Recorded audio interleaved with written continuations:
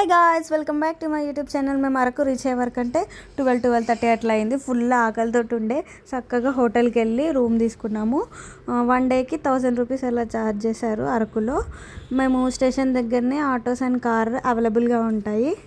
అంటే ఇంత ప్యాకేజ్ అన్నట్టు మాట్లాడుకోవాలి. అరకులో కొన్ని ప్లేసెస్ ఉంటాయి, బొర్రా కేవ్లో కొన్ని ప్లేసెస్ ఉంటాయి. మేము ఆటో మాట్లాడుకున్నాము. ఆటో వచ్చేసి 3200 చెప్పిండ్రు. ఎంత తగ్గ చేయమన్నా తక్కనే చేయలేరు అసలు. సరేలే ఓకే అని చెప్పేసి అలానే కంటిన్యూ అయిపోయాము. ఫస్ట్ ప్లేస్ వచ్చేసి చాపరాయి తీసుకెళ్లారు. ఇక్కడ ఏం లేదు, ఒక రాయి పైన వాటర్ అలా ఫ్లో అవుతూనే ఉంటాయి, కాకపోతే ఇది జారుతున్నట్టు పోతాయి అంతే.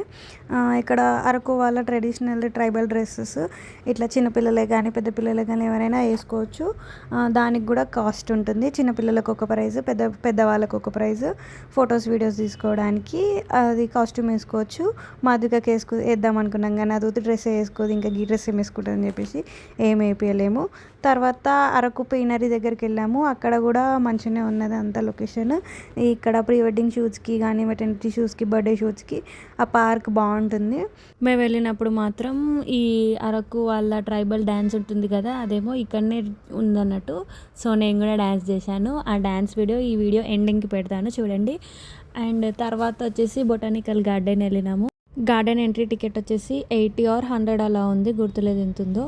అండ్ చిన్నపిల్లలకైతే హాఫ్ టికెట్, 5 years అబవ్ ఉన్న వాళ్ళకి టికెట్ ఉంది, 5 years బిలో ఉన్న వారికి టికెట్ లేదు. ఇది కూడా ఏం లేదు, కాళ్ళు నొప్పించుకోవడానికి మాత్రం ఆ గార్డెన్కి పోవాలంటే.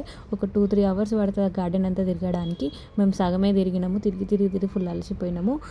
వింటర్లో బాగుంటుందంట ఈ గార్డెన్. ఇందులో చాలా డిఫరెంట్ ప్లాంట్స్ ఇంకా ఫ్లవర్స్ ఉంటాయట. మేము వింటర్ ఎండింగ్కి వెళ్ళినాం కాబట్టి ఆ ఫ్లవర్లు అన్నీ తెంపేసిర్రు. జస్ట్ ఫొటోస్ దిగడానికి అక్కడక్కడ కొంచెం ఇట్లా ఆర్చ్ లాగా ఐటమ్స్ ఉన్నాయన్నట్టు.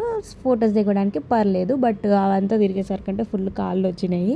తిరగడానికి కాళ్ళు నొప్పించుకోవడానికి మాత్రమే ఇక్కడ పోవాలి అంతే. ఈడ ఈ పోరాళ్ళకి టికెట్ కట్టి తీసుకొచ్చి కూడా వేస్ట్, ఎందుకంటే మొత్తం తిరుగుడు తప్ప ఏమీ లేదు. ఆడుకోవడానికి ఐటమ్స్ ఉన్నాయేమో మేబీ. మేమైతే హాఫే ఎక్స్ప్లోర్ చేసాము.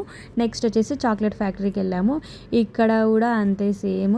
4 టికెట్లు తీసుకుని 4గురికి ఒక్కొక్క చాక్లెట్ పెట్టిర్రు. ఒక్క చాక్లెట్ కొందామన్నా కూడా 50 రూపీస్ ఆర్ 100 రూపీస్ ఉంది. అందులో ఏమి గోల్డ్ వేసి పెడుతున్నాడా సిల్వర్ వేసి పెడుతున్నాడా అర్థం కాలేదు. సరేలే 50 or 100 కదా తీసుకుందాం ఒక్క చాక్లెట్ అని అనుకుంటే ఆ ఒక్కొక్క చాక్లెట్ చిన్న గోళీలాగా ఉన్నాయి. అవి ఎందుకు కూడా అంటే ఆ ప్రైస్కి అది వర్తిటే కాదు.